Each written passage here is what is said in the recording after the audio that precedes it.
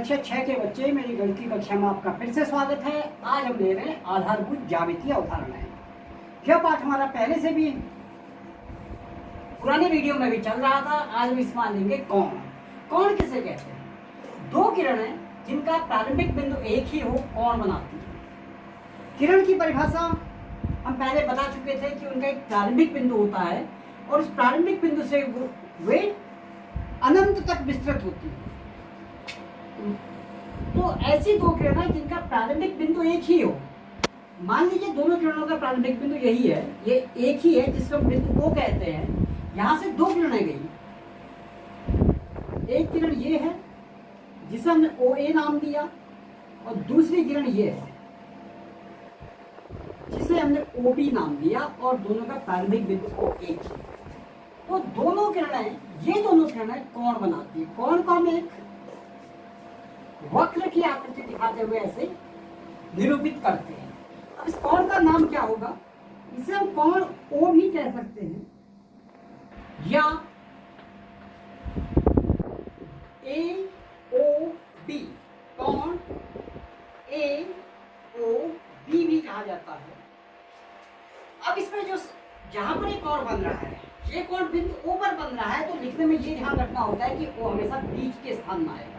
इसे हम कोण BOA भी कह सकते हैं, बस O ही बीच में आएगा, बाकी हम A और B को परिवर्तित भी कर सकते हैं। अब कोण के बाद हमारे पास आता है कि कोण का अभियंतर। कोण के अभियंतर का अर्थ है कि कोण के बीच का भाग, ये वाला भाग कोण का अभियंतर कहलाएगा। यदि हम इसमें कहीं पॉइंट P देखें तो हम कहेंगे कि पॉइंट P या बिंदु P इसका अभियंतर है। इसी प्रकार बिंदु B, बिंदु O, बिंदु A या यहाँ पर कोई बिंदु है जिसे बिंदु X कह दें, या यहाँ पर कोई बिंदु है जिसे बिंदु Y कह दें, या इस कोण के बिंदु है, यानी कोण पर के बिंदु ये है। अब तीसरा भाग इसका होता है बहिर्भाग। मान लीजिए यहाँ कोई बिंदु है जिसे हम बिंदु P कहें, तो बिंदु P इस कोण के बहिर्भाग में। अब कोण में और अन्य आकृतियों के अभियंतर में अंतर ये होता है कि कोण का अभियंतर की कोई सीमा नहीं होती है, क्योंकि ये किरणें आगे भी बढ़ सकती हैं, तो इसी हिसाब से इसका अभियंतर भी बढ़ जाएगा और इसका अभियंतर कभी भी निश्चित नहीं होता है। अब हमारी अगली आकृति है त्रिभुज। त्रिभुज हम किसे कहेंगे? जो तीन भुजाओं वाला एक बहुभुज होता है। जब हम बहुभुज कहते हैं, इसका अर्थ है कि एक बंद आकृति है, तो इसकी भुजाएं तीन भुजाएं होती हैं और ये बंद आकृति है, तो ये ऐसी आकृति बनेगी। यदि हम इसे ABC नाम दें तो इसके शीर्ष इसके तीन होंगे, जो A, B और C होंगे, यानी ये A, ये B और C, जहां पर दो रेखाखंड एक दूसरे को काट रहे हैं, वो इसके शीर्ष है। इसके अलावा इसकी तीन भुजाएं भी होती हैं। इसकी भुजाएं AB, AC और BC, ये तीन इसकी भुजाएं कहलाती हैं।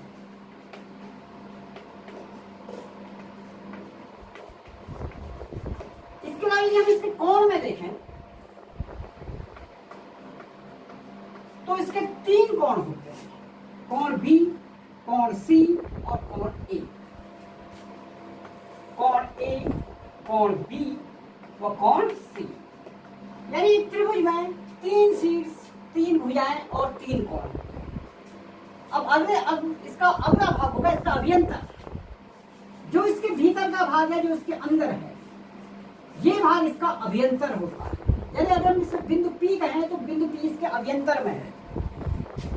अब इसकी बात आएगी त्रिभुज की। जैसे बिंदु M, बिंदु N, ये दोनों बिंदु इस त्रिभुज पर के बिंदु हैं, और बिंदु P यदि हम लें तो यह इसका बहिर्भाग का बिंदु है। तो इसमें भी अभियंतर त्रिभुज में और बहिर्भाग ये इस त्रिभुज के हैं। अब हमारी अगली आकृति है चतुर्भुज। चतुर्भुज हम कहते हैं चार भुजाओं वाला बहुभुज चतुर्भुज कहलाता है। यानी इसमें 4 भुजाएं होती है।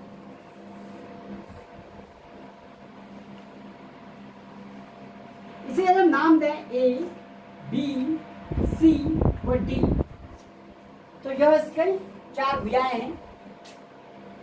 AB, BC, CD और DA, ये इसकी 4 भुजाएं हैं। तो इसकी भुजा होंगी AB, यह इसकी एक भुजा है।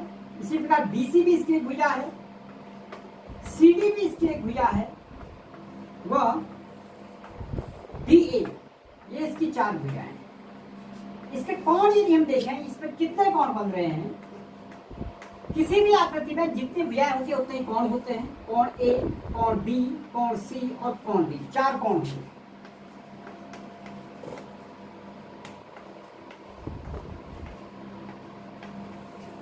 अब इसमें बात आती है सम्मुख भुजा की। यदि हम AB की बात करें, AB की सम्मुख भुजा होगी CD या DC। सम्मुख भुजा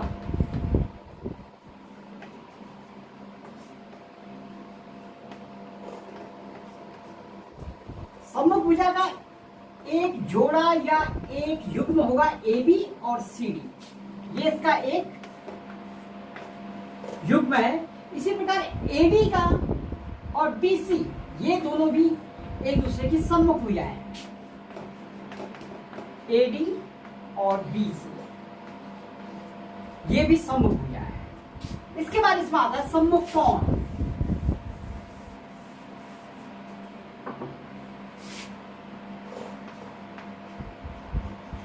सम्मुख कोण का अर्थ है वे कोण जो आमने सामने हैं। यदि हम कोण A की बात करें, A के सामने का कोण कोण C होगा। कोण A और कोण C, ये सम्मुख कोण का एक जोड़ा है। उसी प्रकार कोण B और कोण D भी सम्मुख कोण होंगे, ये सम्मुख कोण का एक जोड़ा ये भी। आसन्न भुजा और आसन्न कोण, इसके बाद हम लेंगे आसन्न भुजा और आसन्न कोण। सर्वप्रथम हम लेते हैं आसन्न कोण।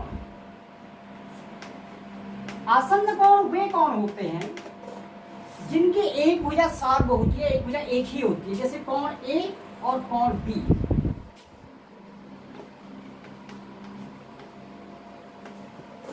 ये एकदम अगल बगल के कोण है, तो आसन्न कोण। इसी प्रकार कोण A और कोण D भी आसन्न कोण होंगे।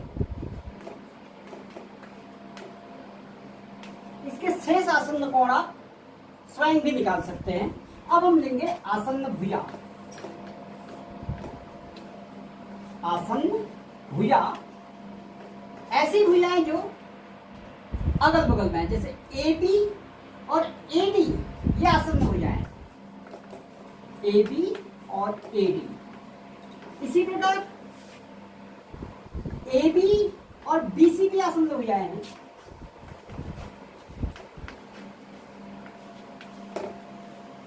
इस प्रकार इसके शेष आसन्न भुजाएं आप लोग स्वयं भी ज्ञात कर सकते हैं।